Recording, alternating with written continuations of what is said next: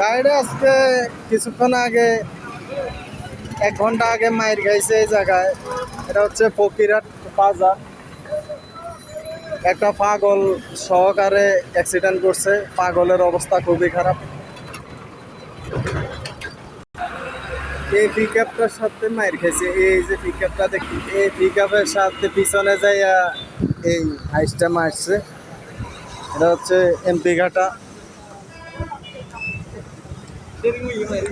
ঘাটার সামনে সলিমপুর সীতাকুণ্ড, এই অবস্থা।